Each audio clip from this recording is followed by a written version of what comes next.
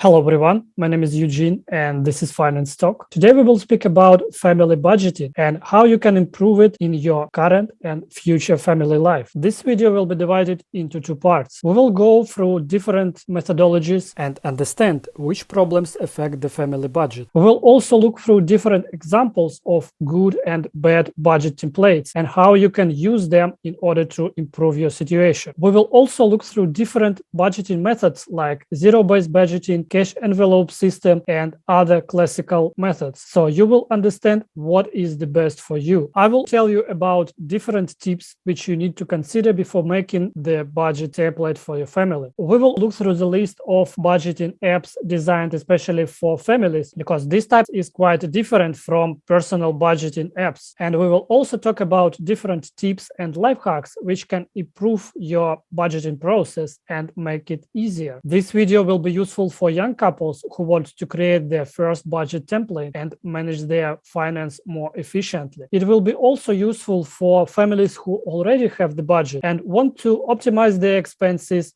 want to set new financial goals and achieve them faster. And I think that parents with kids will also find some interesting information in this video, especially how to manage expenses for them and their kids, how to plan their budget and how to optimize it. So if you are struggling with current financial situation in your family and want to improve it, stay tuned.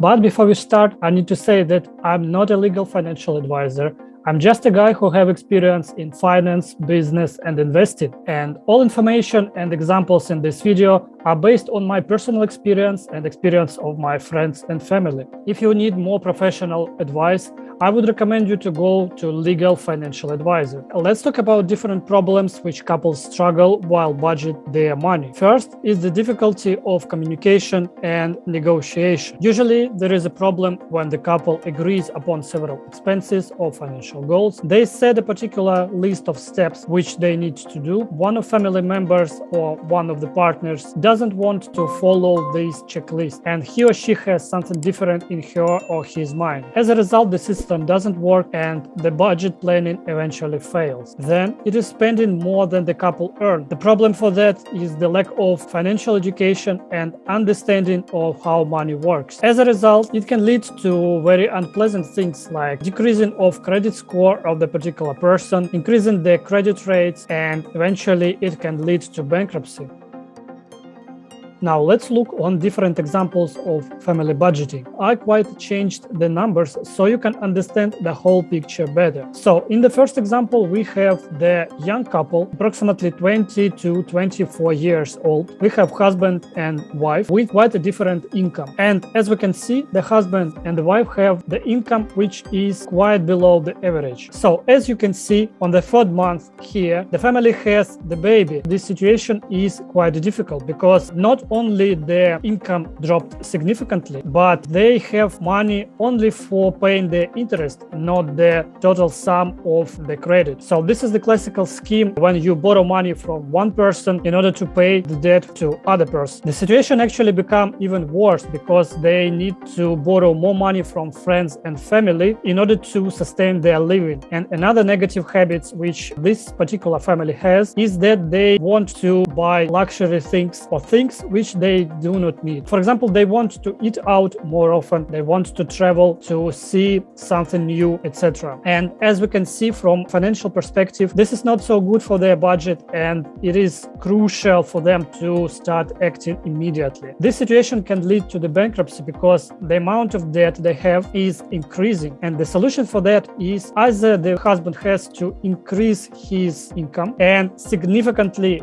decrease the family expenses. But in this situation, having the newborn baby is quite difficult. There are also some crucial mistakes in this budgeting. First is that the family has the only source of income, which is quite unstable. Next, they have a huge amount of debt. This type of debt is primarily credit card. So the first thing they need to do is to pay out this high yield debt, not spend their money on luxury things. Next crucial mistake is that this family doesn't have any funds at all. They do not have sinking funds They also do not have any savings because they only can pay out their debt. It is important because when the unexpected things happen, you should be protected. Also, they do not invest any of their money. This is bad in a long-term perspective. I think here key points are to improve the income of the husband, finding another job and paying out the debt, at the same time building their saving fund and to start investing for their future. They still have enough time to reconsider their budget, but definitely they need to do something with the current situation. Here we have another example of the budget. This is the different family, and the situation here is better from my point of view. Here we also have husband and a wife. They're approximately 35 and 40 years old, and they have quite stable income. They also have a child. This is a boy, and he goes to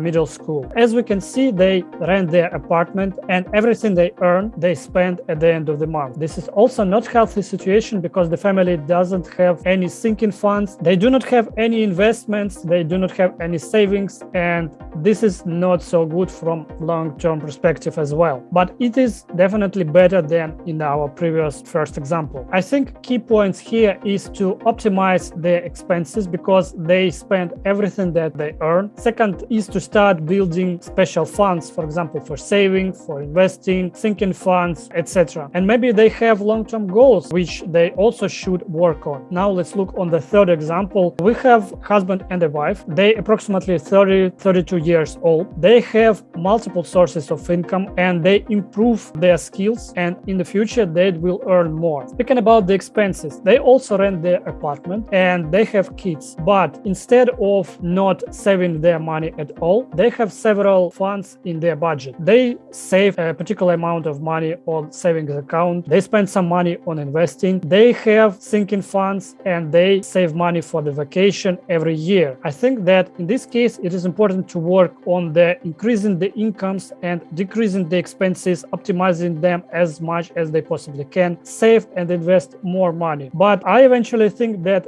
this is a great example, and this particular family is protected from any downsides of the economy, and they do not have any debt at all. Now let's talk about different methods of budgeting and how you can use them in your particular situation. There are several types of them. First is a classic budget method. I took it from the company income statement, where you have incomes for the particular period. They can fluctuate. Maybe you have multiple types of income and you have different expenses. All these expenses are divided into categories like rent, groceries, debt repayment, savings, etc. And in the end, you, like in the company, have a net profit, which you can distribute on whatever you want. For example, paying more debt or saving more money on a particular categories or investing it somewhere else. Next, we have zero budgeting. And this type of budgeting is quite different from the previous one because at the end of the month, we have zero in our pocket. Every dollar is distributed among different categories. We have different incomes and income streams. We plan our expenses for every month based on our paycheck. We can split all this money between different categories in fixed amount. For example, like here, we can spend $500 per month on kids or $300 next month. This type of budget is suitable for those people who have different income streams. Next, we have the budget, which is called 50-30-20, or it can be different proportion, whatever you want. The main difference of this budget is that at the beginning of budget period, you set a particular categories for yourself. For example, living, wishes, saving and investing, sinking funds, emergency funds, etc. And you set a particular percentage on those categories. For example, here we have 50% on living, 30% on wishes, 20% on saving and investing. Then you can spend all your money inside these categories, whatever you want. For example, if you want to buy more stuff for living, you can do it unless you stick to this particular budget. This type of budget is useful for those people who want to be more disciplined with their money and want to be flexible inside their categories. I used this type of budget previously for myself because I just divide different categories